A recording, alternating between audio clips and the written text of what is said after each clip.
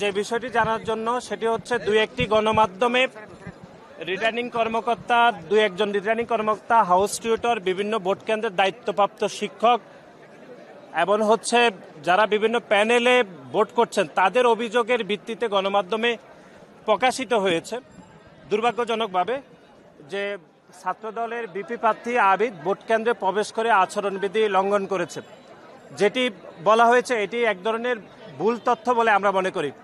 আমরা আপনাদেরকে স্মরণ করে দিতে চাই ঢাকা বিশ্ববিদ্যালয় কেন্দ্রীয় ছাত্র সংসদ 2025-এর যে আচরণবিধিটি তৈরি করা হয়েছে সেখানের 12 খতে বলা হয়েছে নির্বাচনী কর্মকর্তা কর্মচারী প্রার্থী পোলিং এজেন্ট রিটার্নিং কর্মকর্তা অফিসার কর্তৃক অনুমোদিত ব্যক্তি ব্যতীত অন্য কেউ ভোট কেন্দ্রে প্রবেশ করতে পারবে না। সুতরাং আমাদের বাংলাদেশ জাতীয়তাবাদী ছাত্রদল সমর্থিত প্যানেলের বিপি প্রার্থী আবিদুল ইসলাম হচ্ছে আমাদের একজন প্রার্থী। সুতরাং প্রার্থী যে কোনো ভোট কেন্দ্রে প্রবেশের পূর্ণ অধিকার রয়েছে এবং আইনেও সেটি বলা হয়েছে।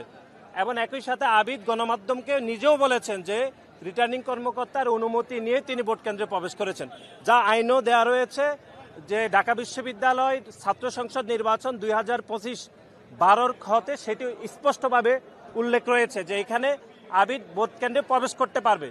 কিন্তু তারপরও আমরা দেখেছি যে বিভিন্ন দুই একটি গণমাধ্যম এবং বিশেষ করে শিবিরের প্যানেল থেকে বারবার অভিযোগ করা হয়েছে এবং দুর্ভাগ্যজনকভাবে ঢাকা বিশ্ববিদ্যালয়ের কিছু কর্মকর্তা যারা নির্বাচন পরিচালনা করছেন কিন্তু নির্বাচনের আচরণবিধি বিষয়ে তাদের ন্যূনতম জ্ঞান না পেয়েও তারা নির্বাচনের দায়িত্ব পালন করছেন। এটি আমাদেরকে ব্যাপকভাবে আমাদেরকে হতাশাগ্রস্ত করেছে যে অন্তত ঢাকা বিশ্ববিদ্যালয়ের মতো জায়গায় ঢাকা বিশ্ববিদ্যালয়ের মাননীয় শিক্ষকরা কেন আচরণবিধি পড়বেন না, এটি আমাদের কোনোভাবে বোধগম্য নয়। এবং দুই একজন শিক্ষক শিবিরের প্যানেলের যারা প্রার্থী বিশেষ করে বিপি প্রার্থী এবং জিএস প্রার্থী তারা যে ভাষায় কথা বলছেন ঢাকা বিশ্ববিদ্যালয়ের কয়েকজন সম্মানিত শিক্ষক ঠিক একই ভাষায় কথা বলছেন বলে আমাদের মনে হচ্ছে।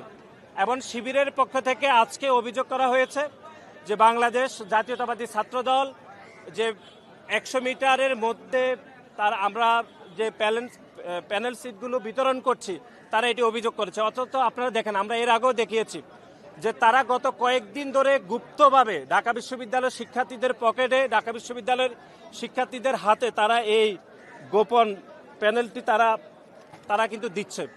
আমাদের পক্ষে থেকে তো কোনো অভিযোগ করা হয়নি, আমরা তাদের অভিযোগের বিপরীতে আমরা এটি দিয়েছি।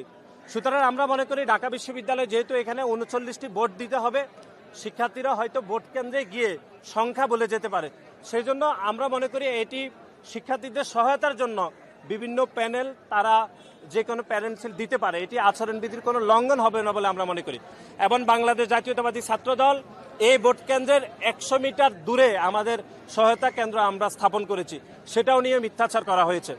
এবং আমরা আবারও বলছি যে কোনো প্রার্থী যে কোনো ভোট কেন্দ্রে প্রবেশ করতে পারবেন, যেটি আচরণবিধির 12 খ স্পষ্টভাবে লেখা রয়েছে। ঢাকা বিশ্ববিদ্যালয়ের মাননীয় শিক্ষকরা দুর্ভাগ্যজনকভাবে আচরণবিধি না পড়ে তারা ভোটের যাবতীয় বিষয় পরিচালনা করছে। এটি আমার মনে হচ্ছে যে অন্য যে কোনো বিশ্ববিদ্যালয়ের শিক্ষার্থীরা এটি লজ্জা পাবে যে ঢাকা বিশ্ববিদ্যালয়ের শিক্ষকরা কিভাবে এরকম আচরণবিধি না পড়ে যে ছাত্রদলের একজন প্রার্থীর বিরুদ্ধে এরকম অভিযোগ করেন। এবং দুই একটি গণমাধ্যমও এরকম সংবাদ পরিবেশন করেছে। আমরা সে সকল গণমাধ্যমের কর্মীদেরকেও আমরা অনুরোধ করব যে আপনারা আচরণবিধি পড়ে যদি আপনারা সংবাদ পরিবেশন করেন তাহলে অন্তত কেউ ক্ষতিগ্রস্ত হবে না, সবার প্রতি ইনসাফ কায়েম হবে। সবাইকে ধন্যবাদ। একটা প্রশ্ন, 12টা পর্যন্ত প্রায় 50% ভোট কাস্ট হয়েছে বিভিন্ন কেন্দ্রগুলোতে, তো আপনারা কতটা আশাবাদী এবং কিভাবে দেখছেন যে আপনাদের সম্ভাবনা কতটা দেখছেন? দেখুন, আমরা খুবই আশাবাদী, শিক্ষার্থীদের মধ্যে থেকে আমরা ইতিবাচক সাড়া পাচ্ছি। আপনাদের মাধ্যমে আবারও বলছি যে ঢাকা বিশ্ববিদ্যালয়ের শুধু আবাসিক শিক্ষার্থীরা নয়, বরং যারা দূর দূরান্তে অনাবাসিক শিক্ষার্থী তাদের প্রতিও আমাদের উদাত্ত আহ্বান যে আপনারা ভোট কেন্দ্রে আসুন।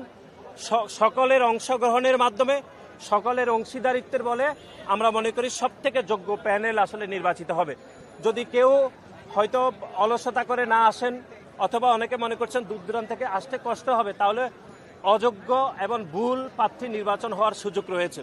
সুতরাং সকলের অংশগ্রহণের মাধ্যমে সবথেকে যোগ্য প্রার্থী নির্বাচন হবে বলে আমরা মনে করি। ধন্যবাদ সবাইকে। নির্বাচিত প্রার্থীদেরকে আপনারা সাধুবাদ জানাবেন কিনা পরবর্তী? বাংলাদেশ জাতীয়তাবাদী ছাত্রদল প্রথম থেকে এই ডাকসুর বিষয়ে প্রতিটি পদক্ষেপকে আমরা অত্যন্ত ইতিবাচক নিয়েছি। বিশ্ববিদ্যালয়ের সাথে আমাদের পারস্পরিক সৌহার্দ্যপূর্ণ সম্পর্কের ভিত্তিতে আমরা কাজ করছি। সুতরাং যে রেজাল্ট হোক, বাংলাদেশ জাতীয়তাবাদী ছাত্রদল সেই রেজাল্ট অবশ্যই মেনে নেবে। আসসালামু আলাইকুম।